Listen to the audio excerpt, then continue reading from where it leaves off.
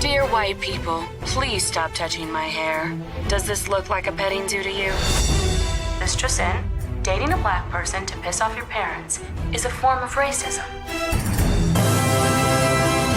Racism is over in America. The only people who are thinking about it are Mexicans, probably.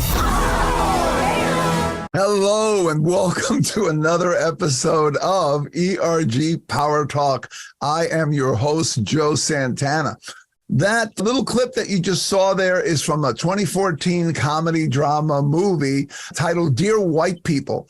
And basically the movie is about this fictitious, prestigious Ivy League college where a bunch of black students make fun of the lack of self-awareness of some of the characters regarding their racism.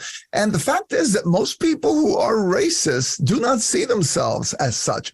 And one of the reasons why many people who you might think of as racist would not recognize their own prejudice or see themselves as racist is because how they define racism is different from the way that maybe you and I are defining it. So a lot of people feel that if I'm not riding a horse somewhere in a white sheet with a burning cross, then I am not a racist. And the bottom line is that addressing this is essential to those of us who want to create a more equitable and inclusive society, because the motivation to improve has to come from the very people who may be blind to their own racism. And no one's going to be motivated to address something that they don't see as a personal challenge. So how do you help raise that awareness? What can we do? And conversely, what might we want to avoid doing? So to answer this and more questions, we have the perfect guest today. But before we introduce our guest, let's take a moment to review our mission and acknowledge our sponsors. This is ERG PowerTalk, and I'm your host, Joe Santana. The purpose of ERG PowerTalk is to provide a virtual forum for the exchange of great ideas and inspiration for ERG leaders, as well as others interested in supporting ERGs. No more waiting until the next conference and praying that you get the budget to travel to the conference in order to find great ideas and stimulation towards action. Just subscribe and listen at your convenience. Before we begin, a quick note of thanks to our supporters and sponsors. UL Solutions, CVS Health, Dollar General, Trader Health, and Wisconsin Medical College, Hiscox, Mass Mutual, McCormick, Tapestry, Federal Reserve Bank of Philadelphia, MIT Lincoln Laboratory, Elastic, Oshkosh Corporation, Peace Health, Pitney Bowes, Daimler Trucks North America, and Sony Pictures Entertainment. Now, let's go straight to the program. For most of his life, our guest was confident that he was not a racist. He was one of the good guys. And after acknowledging his bias, prejudice, and racism and attitudes of supremacy, he was able to dismantle and redefine everything he ever thought he knew about racism. And today, he is a self-proclaimed racist in recovery. Coupling his self-awareness epiphany with his master's degree in education helps him create some unique approaches to successfully addressing racism in people who live in denial. My name is Dan Balmer. I am the author of my working title is Unconscious Racist Gets Woke. A publisher friend says that title is problematic, but it's going to likely change once I find a publisher. They get the final say on what a title will be. And I've been working on this book for about a year. I've been deconstructing my own racial bias. And then about a year later, I was trying to answer questions about it. And I realized I couldn't do it in these little social media blips where you've got 3 to 5 minutes to try and explain something. So I realized that it had to come into a larger format. So I began writing a book. Dan, welcome to ERG PowerTalk. It's a pleasure having you here. I know we spoke a while back, and I thought that some of your concepts and your thinking around this topic were really fascinating, especially because you come at it from this first-person experience, which I think is rare. A lot of people talk about this topic, but they do so from an academic distance. But you talk about it more from a first person. So tell us about your own background and what led you to that current raising of awareness and the work that you're doing right now in this space? I was raised in a very white rural bubble outside of St. Louis, Missouri. And my entire life, I spent almost no time throughout my childhood around Black people. And my graduating class was 600 people. We only had one Black person in the entire school, not the class, but the entire school. So I think the population was over 2,000 there. So yeah, I definitely had a whitewashed perspective. And later in life, I joined the Air Force and was still completely certain that I was one of the good guys, that everything, I couldn't possibly be racist because I'm a good person. That goes back to a good, bad binary, which we'll be talking about more, I'm sure. I remember one time in particular, I walked into the pool room where a bunch of guys were hanging out on a Friday night. And I said, has anybody seen Scott and these other guys? And nobody had an answer. And I was like, that's okay. I was just looking for my friends. And guys that I worked with every day, Mexican, Black, immediately looked at each other like, who are we? It's like, aren't we your friends? And one of them was bold enough to say, he won't shoot pool with us because he's racist. And I was like immediately defensive. And I responded with the classic phrase. I didn't know it at the time. It was a classic phrase, but I said, I don't see color. And that got the entire room laughing out loud because of how absurd it was. I didn't understand why it was absurd, but I was also the smallest person. I wasn't going to fight back on that. So I was like, so it was definitely something that stuck with me. And I still think about it 30 years later as a moment of just total blindness to my own bias and what it means to be racist. And so, yeah, many years later, I had to redefine what that meant. Dan, you talk about that good and bad paradigm, the idea that good people, not racist, bad people are the racists. It sounds like that A equals B, and if B equals C, then A equals C. Yeah, that's a logical equation. Yeah, that logical equation. So talk a little bit about that, how it gets embedded into people, this idea that if I'm a good person, then I cannot be a racist. Well, a lot of the academic books go down that path and talk about the good-bad binary. And it is kind of a default setting. Now, let me take back a step.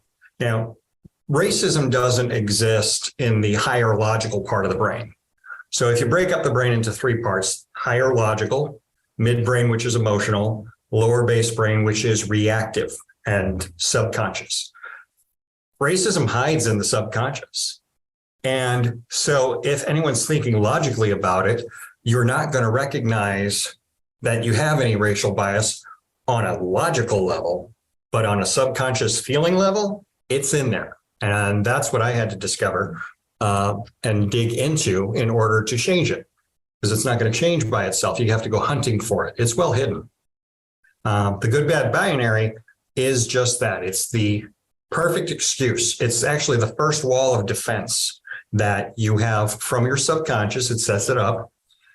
In my book, I try and put things in layman's terms, but for here, I'm going to, try and speak more precisely. But the subconscious is protecting you.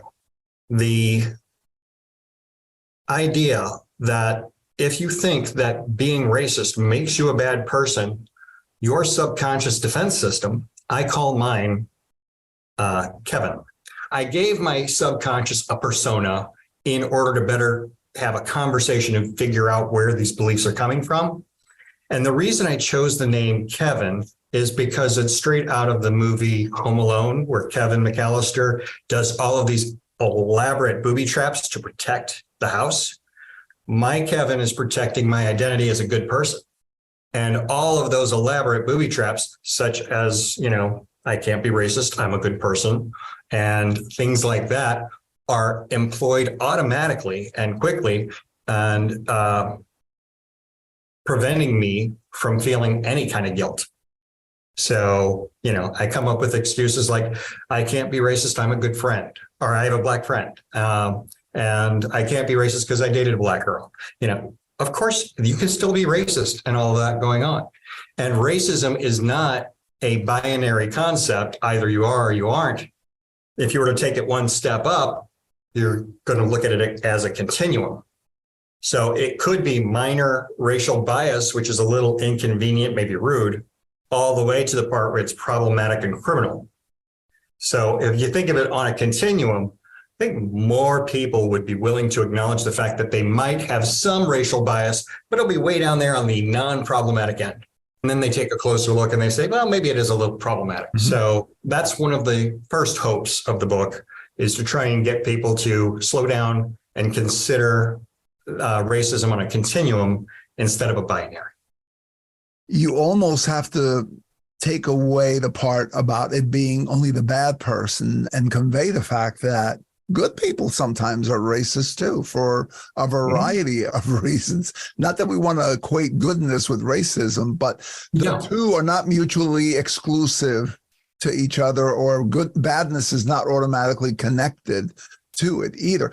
Now, in your book proposal, you talk about defensive barriers that people use to avoid changing. What are some of those barriers, Dan? I think you've already started touching on them. One of them is that you set up barriers to defend yourself because you want to maintain that sense of yourself as being a good person. What are some of the others? Another big one is judgment. As long as I can judge someone else and say, look how racist they are, that's the line in the sand over there, I'm on this side of the line, I am showing myself to be the good person. It still falls under that category of good, bad, binary. But when you factor in judgment, it puts it upon someone else. And it's a great strategy, psychologically speaking. However, in reality, it doesn't work, because racism does not fit the definition that you prescribe. Like you said at the very beginning, if we each have our own definition, how do we know who is and isn't racist? We don't have a single definition. So if you, again, think about it on a continuum, then you're more likely to realize, hey, I might have some problematic beliefs. A big part of it will fall into the categories of good, bad, binary, and judgment, at least the beginning levels of that. So would you agree that in some cases, in order to be able to address this with people, it might be important to relanguage it a little bit? Because the word racist is so loaded that the minute you say that word, the minute that word comes out of your lips, automatically the person who is the recipient of that is going to start going through those defense mechanisms that you were talking about before. And that closes off the discussion. So maybe if we relanguage it and talk about it in terms of the fact that we all have certain preferences for certain people or certain things, and we all have certain aversions or fears involving other. Basically, what we're doing is we're defining it, but not using the loaded word. Is that something that you find works? Yeah, it's vital to the conversation to adjust your language accordingly. So I have no problem saying, somewhat tongue in cheek, that I am a racist in recovery, but that's similar to choosing the language that suits the individual. For example, when I step on the scale and I call myself chubby, I'm not going to the gym.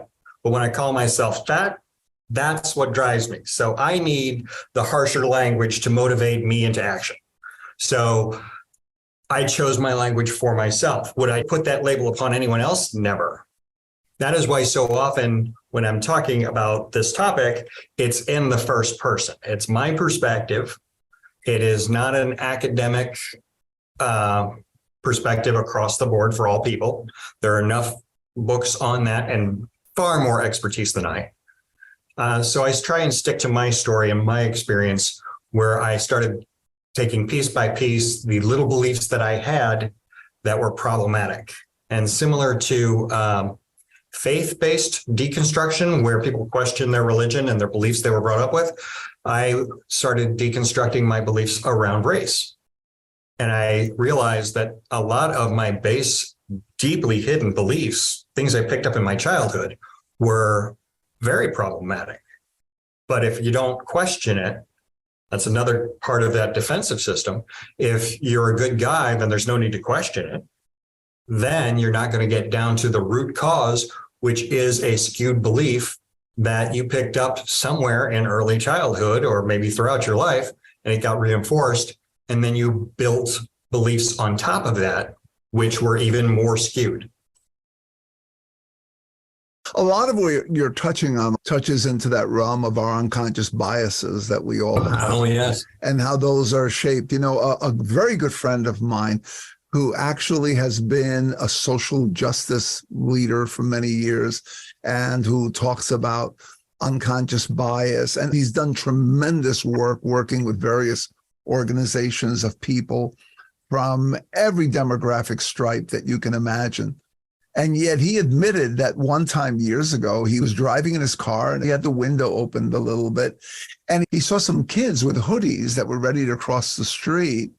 And he automatically closed the windows and shut the locks in his car. And right after he did it, he realized what he had done. It happened faster than the speed of his conscious thought. He just reacted to this impulse. And one of the kids looked at him through the windshield, sort of knowing what he did and why he did it.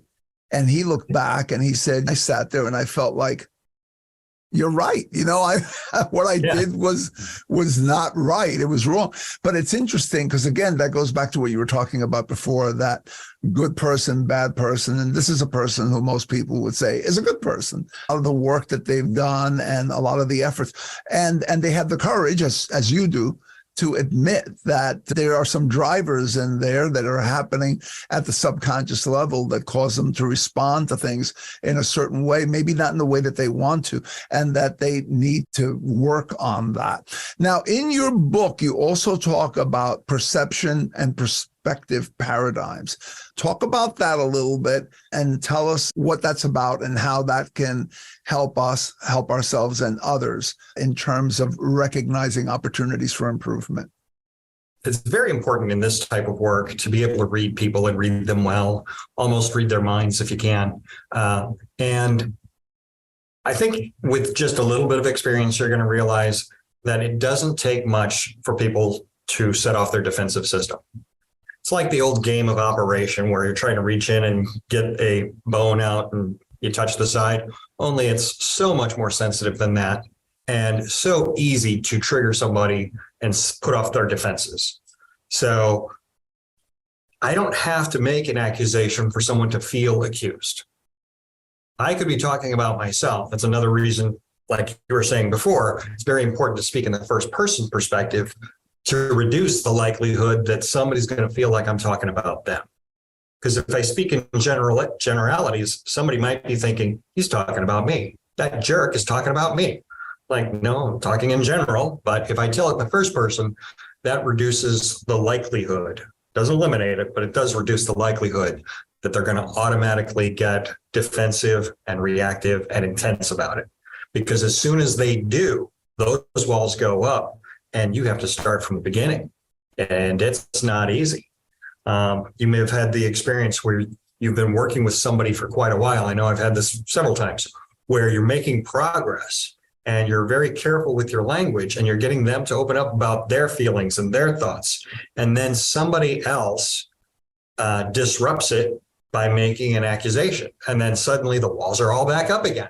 Mm-hmm. You got to start over with that same conversation with that same individual because they're defensive because somebody else accused them of doing something problematic or racist. So, yeah, it's a very sensitive system. In your book, you also talk about unlearning racism. Talk a little more about that. My master's thesis was on learning theory. I have a master's in education. And what I did there was I dissected all of the learning theories we're required to learn and presented them in a way that made more sense to my neurodivergent brain. So I think a little bit differently, a little outside the box. And learning is nothing more than you're connecting new information to existing information. That's it. It's just that simple. And if you keep doing that, you gain a wealth of knowledge. Downside, if you learn misinformation, that's going to skew everything else you're willing to learn. So if you put that all the way in today's terms, we have a very divided country on many levels. And if you focus on a very liberal perspective or a very conservative perspective, you're going to reject everything else the opposition says automatically. And that's true for anything, not just liberals or conservatives. It's, it could be the debate around guns or abortion or how to load the dishwasher. That's an intense one in my house. But if you assign right and wrong to it, it can get very skewed. And then you have to go back to where did this first misbelief come from? And a lot of times, the early misbelief, if that's corrected, everything from then on self-corrects. So once I was able to substitute that good, bad binary and realize that good people can have problematic beliefs, even racial bias or racist beliefs, it self-corrected everything that was built upon that false idea. Now, that doesn't always happen, but sometimes it does, and it's really nice when it does, but it changes your world a lot. It takes some time to settle into that new belief system, or at least it did for me. Yeah, because it's a major paradigm shift. It's not one idea or two ideas. It's a platform upon which a lot of ideas and other beliefs and other behaviors sit upon. So when you shift that, you shift all those other things as well. Okay, so let's pause here and take stock of what we've learned from Dan in this first half of our discussion.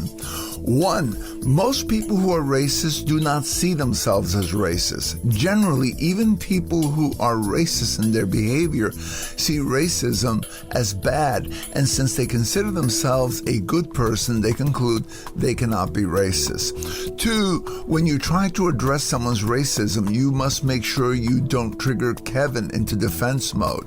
Kevin is what Dan calls his subconscious after the character in the movie Home Alone, who protects his home from intruders. In the human brain, Kevin is the mechanism in our subconscious that protects our beliefs that we're a good person. 3, another way that people defend themselves and refuse to confront their racism is by comparing their behaviors to people whose behaviors are even more overtly racist than their own. It's what Dan characterizes as the "look at how racist they are" defense.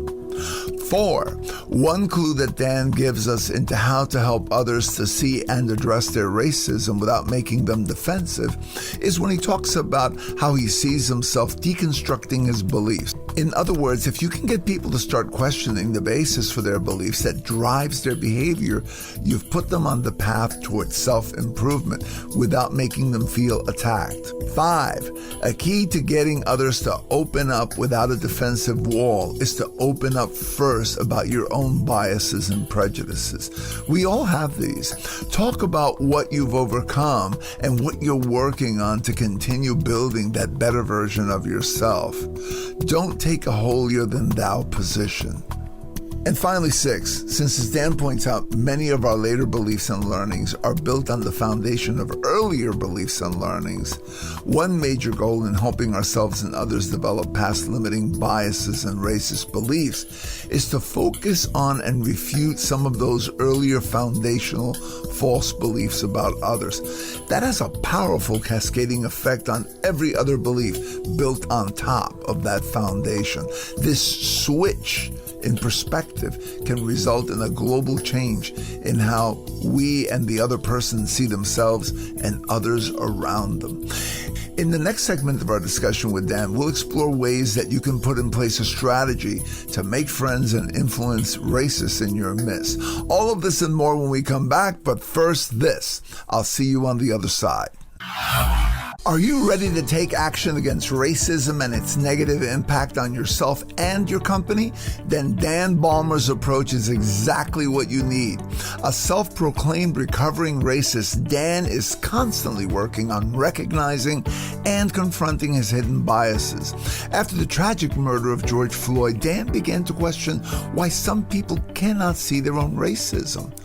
Through studying psychologist Carl Jung and cognitive psychotherapy. Dan believes that we need to look inside ourselves to find racism hiding in our subconscious.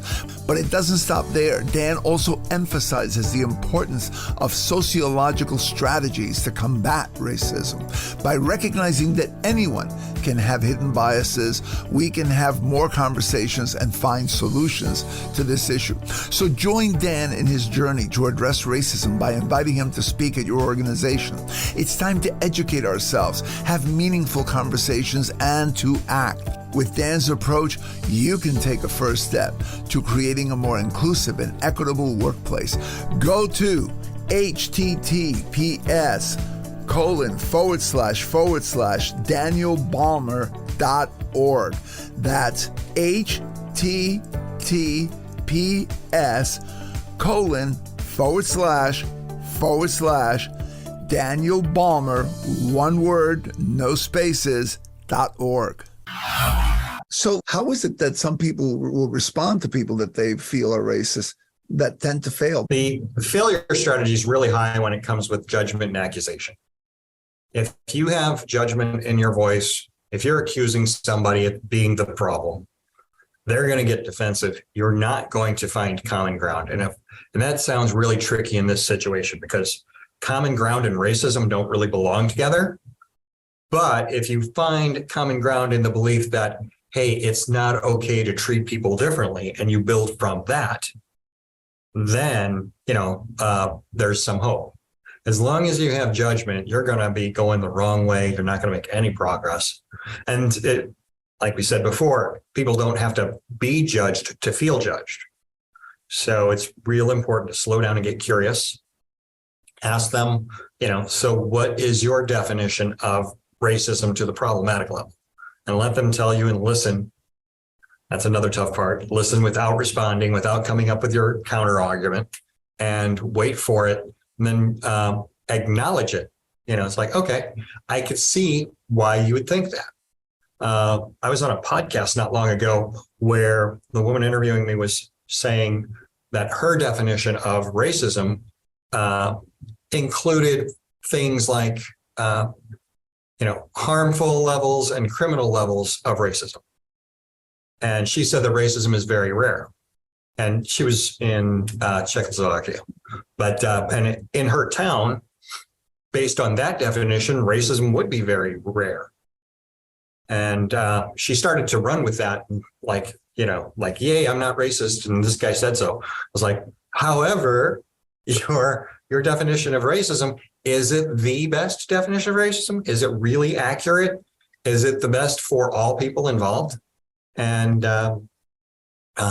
and she and I were able to reconnect on levels where it's kind of like, okay, I confessed some of the things that I did that was problematic. Like in middle school, I went away to summer camp, had a really good friend. We were getting along really well. It was near the end of camp, and we exchanged phone numbers and addresses. And I made the silly statement, "You are my first Black friend." And I didn't realize it at the time, but that was a big off switch for him. It's like, oh, that's a problem. And consequently, he never responded to any of my calls or snail mail back then. That was a big off switch. And she related to that, saying, that's exactly like something I would say. And do you see why that would be problematic for the person you said it to? She said, yeah, I see that. So that was a really good conversation she and I had. That sounds like it was very insightful for both of you, primarily because you do so much self-revealing. I think that's one of your power tools that you use in doing this. One of the things that I was thinking about as you were talking about this is the fact that in organizations that want to reduce racism as an obstacle to their teams working effectively together, it probably makes sense, instead of saying anti-racism, it's probably a little more useful to define some of the behaviors or the types of things that we want not to have happen, and what some of the things are that we want to have happen, so that rather than casting it as not being a racist, we cast it more as along the lines of how people can work better together, or how people can show respect for their differences that they have in a way that's more productive. Because by doing that, now you're getting to the nub of the actual behavior, instead of using this high level word racist, which it seems like everybody has a different interpretation for it. And some interpretations give you a lot of range to go in the wrong direction, and some interpretations are a little more restrictive. What are your thoughts on that? Trying to find a common definition is definitely a challenge. There's a great resource tool. I don't know who the original author is, but if you search white supremacy pyramid, you will see the top of the pyramid is the overt racism. To me, a better metaphor would be an iceberg, where the top is racism that people can't deny, the cross burning, the KKK. That stuff is self-evident, and few people would argue that it's not racist. But then you have the iceberg below the water, where it's harder to see and it's easier to deny. So, like around the topic, this pyramid, the original, had a lot of individual things listed. So on the deeper end of the iceberg, in the way I modified it, was things like racist jokes. And of course, a racist joke is problematic, but jokes can have racial context. I found myself arguing and debating this point. And it's because I didn't want to think of myself as a bad person who told jokes that were problematic, when it was true. Might have been a funny joke, but it was still problematic. And if since then I've implemented the rule, if I feel a need to look around, it's probably something I shouldn't be saying anyway. If you're checking over your shoulder, you better just shut up. So that's the rule I can put. That sounds like a good rule. So there's an old saying that most people will do things that might benefit others because of an altruistic bent, but they won't stick with it as long as they will, or as vigorously, as opposed to something that they feel benefits them personally. Right. Something that benefits you personally, there's a tendency to stick with that more. So how do people who come out of racism denial personally benefit from their increasing self-awareness? How has it benefited you personally, Dan? And how do you think it benefits others? For me, it was a huge liberation. It was there was no need for defensiveness that I didn't even know I had. And so when I was able to, look at somebody and say, you know what, I just said something and that was problematic and I'm sorry. Or if they were to say, give me a look, and then I could reevaluate and say, you know what, that's right. You're right. That was problematic and I'm sorry. And I learned from that, and it's not that big a deal. So my friends of color who will point out my behavior from time to time, especially lately, where before they would, bite their tongue and keep it to themselves. Now they're more likely to say, did you just hear yourself? And I'd be like, I didn't, but now I'm replaying it. And yeah, I hear what's wrong with that. I'm sorry. And it's really no big deal, because it's based on a belief that, happened in my childhood, or some programming that's just residual in my head. It's not how I feel about this person, but instead of being defensive about it, where me being defensive keeps it alive but hidden, I'm open about it, then I can release it, let it go, and feel, the relief and freedom from that. So I think that that's the biggest benefit out the gate, is the loss or the need to defend yourself against every single little hint or accusation when they're not even there. Now I'm actually amused when I catch myself getting one of those defensive postures where, it's like automatically I'm just like, hey, but not me. And it's like, no, doesn't matter. They weren't accusing you, Dan. Let it go. It's not about me. Let it go. Let it go and grow from the experience. There's an old saying somewhere, and I don't remember who said it, but it goes along the lines that if you have not caught yourself on something that you used to believe that was wrong recently, you haven't learned anything. Because right. the process of learning is a process of expanding your knowledge and your self-awareness. and you look back at the very same things that you believe, that maybe you believed vigorously at one point, and you revise them. And that revision is not you falling away from being someone who's firm to your beliefs and your nature. It's actually the growth process. It's actually a learning process. Now, in your upcoming book, you give a nod to Dale Carnegie. I've read a lot of his stuff. I've read How to Win Friends and Influence People. And you have a chapter that's titled How to Win Friends and Influence Racists. So give us a general overview of how a well-meaning person can positively influence racists, and especially if that person belongs to one of those minority groups or one of those underrepresented groups that is often the target of that very same racism. How can a person like that, who belongs, let's say, to an employee resource community or another group, influence a person who has some of these behaviors or tendencies within them, maybe not to the most overt or the most negative expression of them, but they're there. What are some of the ways that they might be able to do that? That particular chapter is focused on the importance of that, as if you are studying anything on the social justice spectrum, you need to study how to influence people, how to, change minds. There's a great book by David McRaney, How Minds Change, The Surprising Science of Belief, Opinion, and Persuasion. Great book, highly recommend it, because then you can slow down and realize that your approach isn't working and you need to change that approach. And like Carnegie says so often, focus on them. What do they need to hear? What do they believe?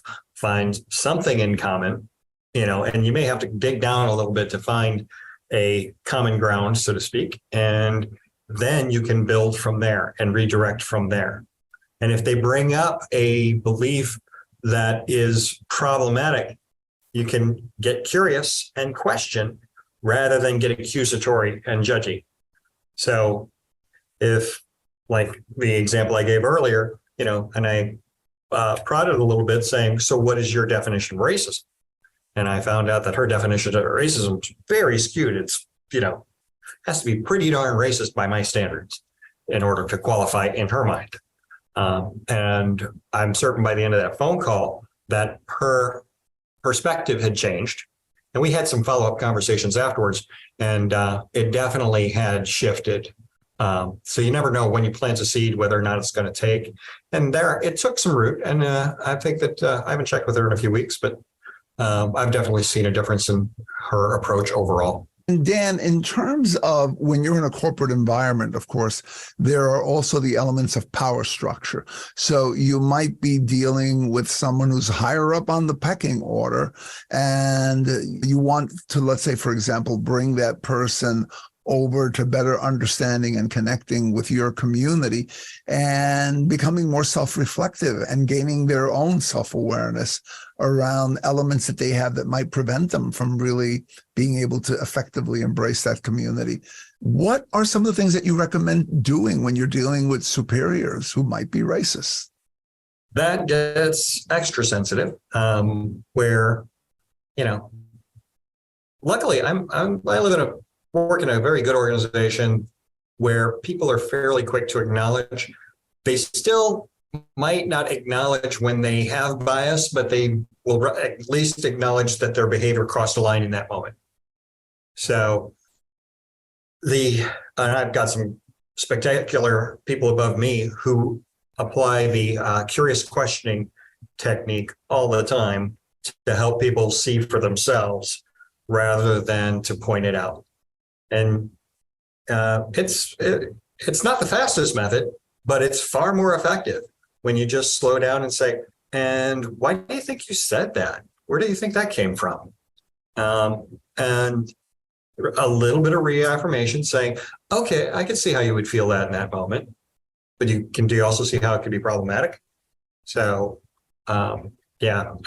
curious questioning is my go-to maneuver for people on all levels. And that's true for management as well, where, and of course, you got to be really good at reading people. So here's the thing that I'm getting also from just my conversations with you and the work that you're doing. Would I be correct in thinking that it is easier for someone who acknowledges racism and is working to recover from it, or through that awareness is working to address those elements in themselves? Is it easier for that person to be able to reach other people that are on that spectrum, but maybe not yet at that level of awareness, than it is for someone who's coming at it from the other side, as it were, from the side of the person who that racism is directed toward? And the reason I'm asking this question is because it sounds to me like one of the things that people in the community groups can do is to find people in the organization that they can help using some of the techniques that you've talked about, that they can help to free themselves from that pressure that you talked about before, which is the pressure of having to self-defend against everything that they feel might be an attack on them not being a racist. But then turning that person into an ally who can then help to thaw out people that may be a little further up in that continuum and a little tougher to reach. Is that a viable strategy? That is my dream strategy. So my greatest hope for trying to get out this message and have these conversations is to promote the idea that, yes, you are a good person, even though you may have some racial problematic beliefs. You didn't ask for these beliefs. There's no reason to feel guilt, blame, or shame for things you didn't ask for. Now, your behaviors might require some attention that way, but your beliefs that they came from, not your fault. But now that you know about it, what are you going to do about it? And if we can approach less defensively, then we have some hope. And if we continue to explore and discover those defensive systems within each of us, I know mine. I've got a bunch of them. Primarily, they fall into the category of, judgment, good, bad, binary. And if situationally, a lot of defense along the lines of not me. There's also 24 logical fallacies, which it can be ingrained in your own brain, but people will also use that to divide people as well. Mm-hmm. So they'll come up with a scarecrow analogy and, they will change the argument rather than concede the truth. So it might feel true within you, but that's the feeling. It's truthiness. It's not true. It just feels true. So, I am fully on board with the idea that if more people acknowledge the fact that they have a problematic belief and they're comfortable with it and comfortable with the idea of change and being addressed directly. So if somebody says something to me, I'm not defensive, that does ring true to people, and they do. It does change how they respond. So the more open I am, the more open the person I'm talking to is. And the more they're willing to consider, hey, maybe I do have some problematic beliefs and I don't have to feel horrible about it. Great advice. So, Dan, you've given us a lot to think about, and you've given us a lot of tools also in terms of some of the references to books and other resources. Tell us where people can reach you. The easiest way to reach me is my website, danielbalmer.org. It's B as in boy, A-L-M-E-R, danielbalmer.org, not .com. And if you went to .com, that's a Dan Balmer, the musician. That's not me. So the workshop, I just took it down because there was some, even though it was well intended, there were some problematic points there where I would have some language which would put people on the defensive or come across as judgy, even though, it didn't seem that way to me. It was perceived that way by others. So I am trying to rebuild that workshop based on all of the work I've been putting into this book. The book proposal should be going out the 1st of May. It's really close to done. And my book coach, who's helping me with all of this and getting turning my manual language into something that people would enjoy reading shows great promise. And I've talked to some publishers about it, none of which are going to take it on until I get an agent, but we'll see. Hopefully I can get it professionally published so I don't have to front the cost for book covers and editing and things like that. But that's a lot of work. You know, you've written books. It's a lot more work than people realize trying to put a book together. Yeah. No, writing a book is a big deal. And really big. You have to really have a passion for the topic, because you're going to be living with that topic for quite a while. It's going to be the most consuming thing that is happening in your life until that book is finished. And I've done it a couple of times, and each time I do it, I get sucked back into the vortex. Dan, thank you so much for joining us today on ERG Power Talk. So let's take a look what we got out of the second segment of our discussion with Dan. 1, the key to helping others is to make yourself become curious and questioning instead of judgy and accusatory. So, in a non-threatening discussion, bring up the topic of not connecting with people of other races or ethnicities as a continuum, from the person who just stands idly by while another person is abused by someone else, all the way to the abject, overt violence. Then ask the other person at what point they think this crosses the line into what they would call racism. 2, next, listen to their response without judgment or rebuke. Just acknowledge it and ask them to explain why they would not consider anything less than what they chose on the continuum as racism. The goal is not to instantly convert them or win an argument, but rather to get the person to start examining their unexamined beliefs. 3, one tool that Dan offers you is the white supremacy pyramid, which you can use as a visual aid to talk about the different levels of behaviors and where exactly people draw that line on what is racist and what is not racist. You can Google white supremacy pyramid and look under images to download a copy of this tool. 4, in doing this work, think of yourself as someone who wants to lower tension and liberate minds. One of the benefits to people who emerge from the grip of having to defend themselves from accusations of racism is the freedom to grow and experience less tension. 5, build your influencing muscle with books like David McRaney's How Minds Change, The Surprising Science of Belief, Opinion, and Persuasion.